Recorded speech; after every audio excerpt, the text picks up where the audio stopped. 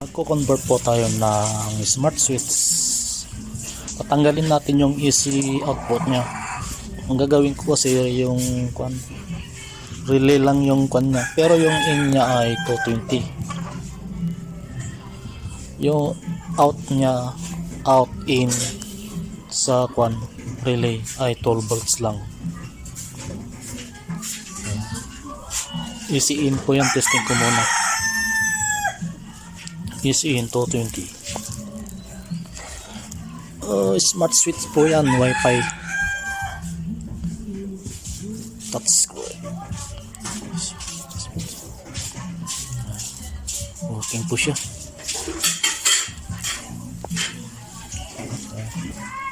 Pagklasing na natin at gawin natin yung convert, nagko-convert.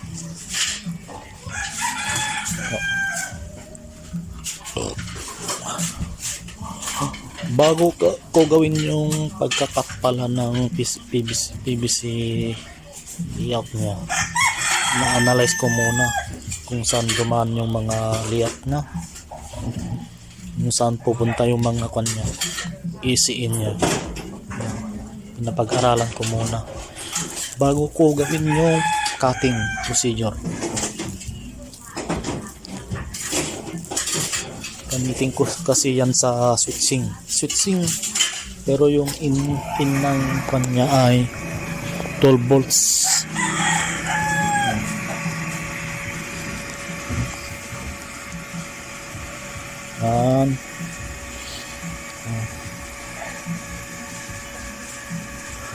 Pag-aralan ko muna bago ko gawin yung procedure.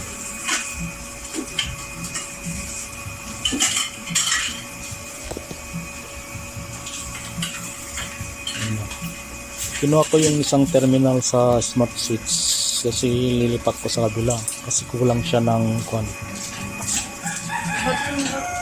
yan po yung gagawin kong positive in ng 12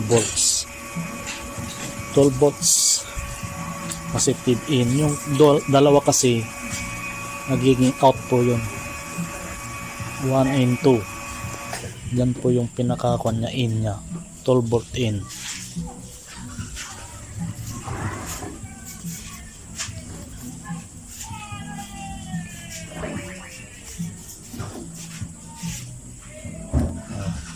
PVC cutting na po tayo. Sundan nyo lang po yung madali lang po naman.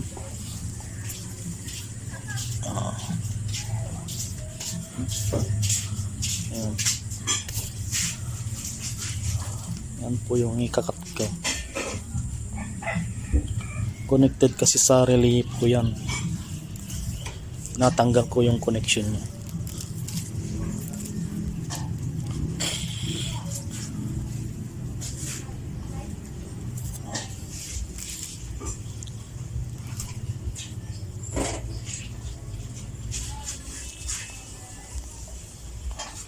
Kailangan po totally cut po para hindi po masira yung pagkagamitan po natin.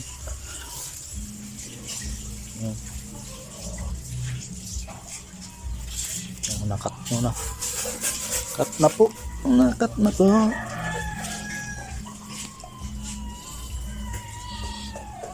Sa kabila naman po yung kakat po natin. Sa mismong fuse. Testing ko muna kung may continuity pa o wala. Siya na tinanggal ko yung audio kasi maingay pa sa may audio na baka ma-copyright po tayo. Cutting dito sa kabila, sa in. Yan, sa may tabi ng fuse.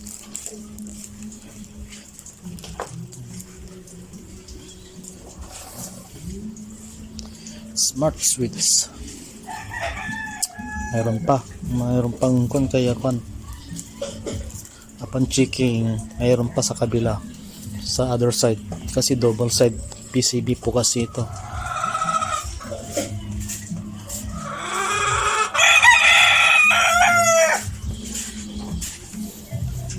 Kinakat ko para Tatanggalin ko muna yun.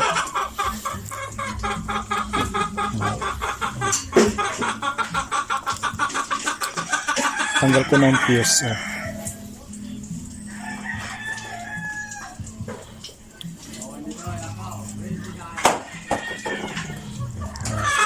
Yan po yung kagat ko natin na isa. Tapos ibabalik ko na po yung fuse para may protection pa rin yung unit. In case magka-short po yung item, puputok po yung fuse for safety reason. Tapos yung another in po niya, nilagyan ko pa rin ng fuse para safety po. Iwas po tayo ng for safety reason. Tapos jumper po natin sa positive in. Yan.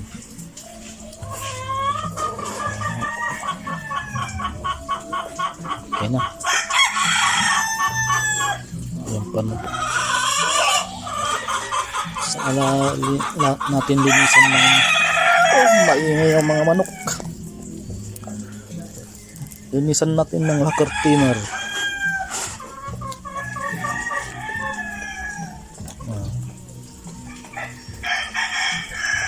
Yan po yung dinagdag kong jumper dyan.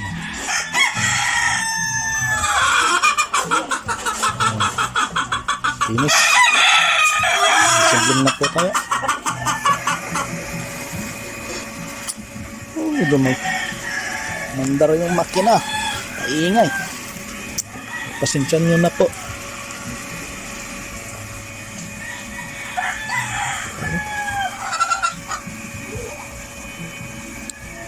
Nilagyan ko po ng mark para may comfort.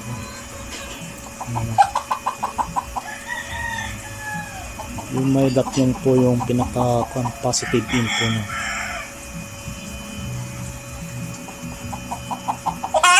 One into output 1, output 2.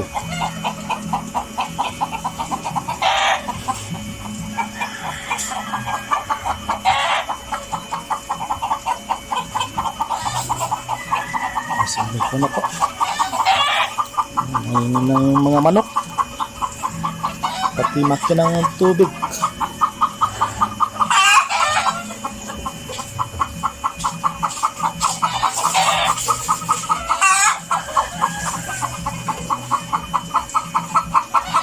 Nagkutak di manukan.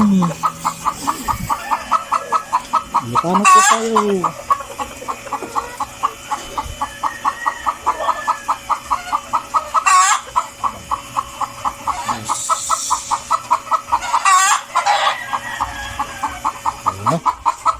Lumipat tayo ng pwesto kasi maingay po doon. Testing na po natin tong kwan.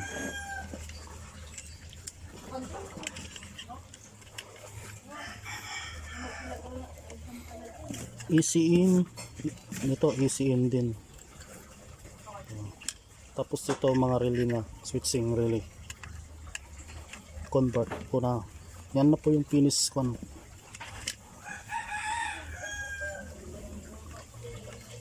Finished product.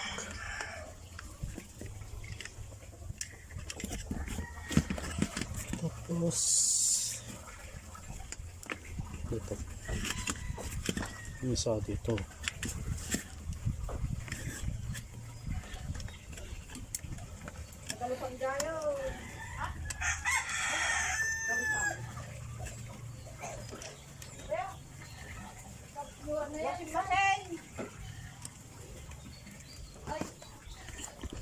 Tapos plug natin. Tumunog na. Tapos buzzer po tayo. Explain ko pa yung nalay.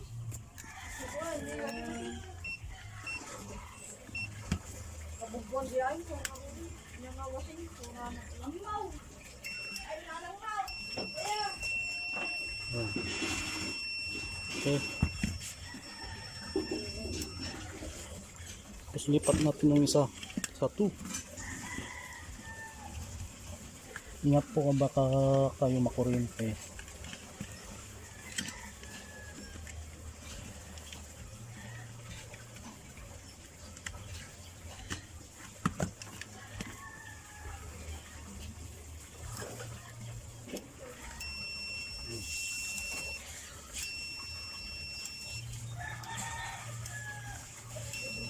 Ang isa lang yung pinabutang.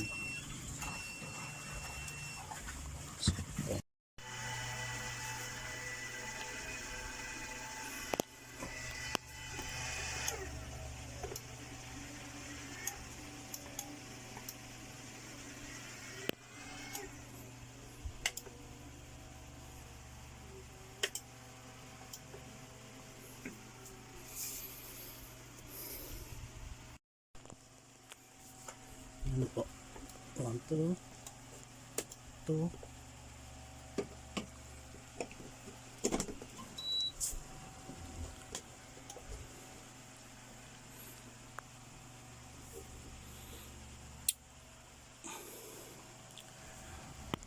Ito kasi may temperature sensor po dito para automatic po yung output fan niya.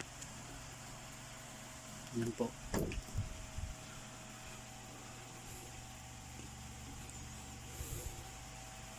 Lalo na pag walang tao sa loob, kailangan po ito kasi sobrang init. Kailangan ko ng temperature sensor para mag-automatic na fan ito. Para andar po yung mga apat na fan.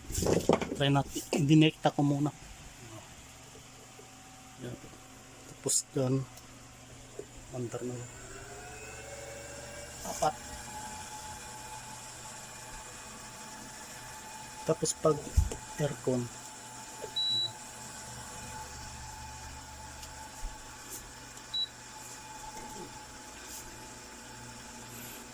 natin sa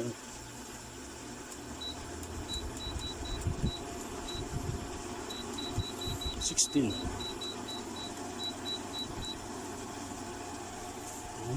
Okay. Di pa tapos kasi wala pa yung sliding window. Inintay ko pa. Turbo.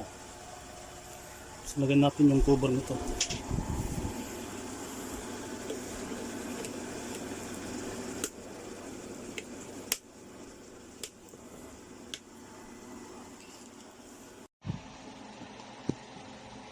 Turbo exhaust.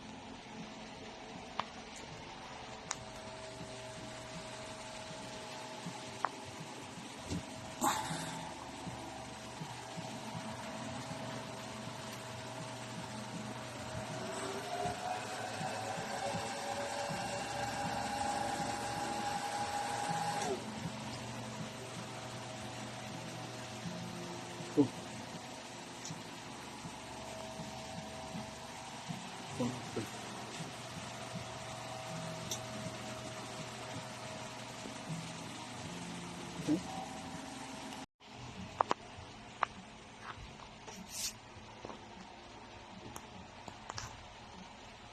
Let's go. Testing.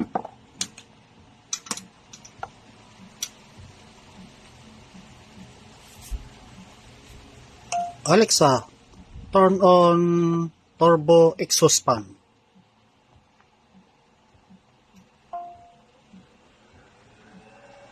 Okay.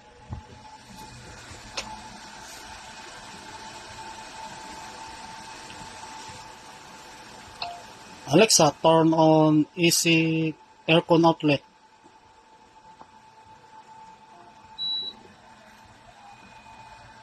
Okay.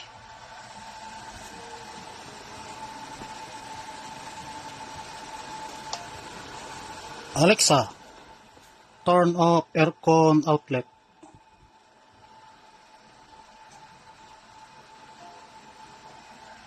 Okay. Alexa, turn off turbo exhaust fan. Okay, thank you.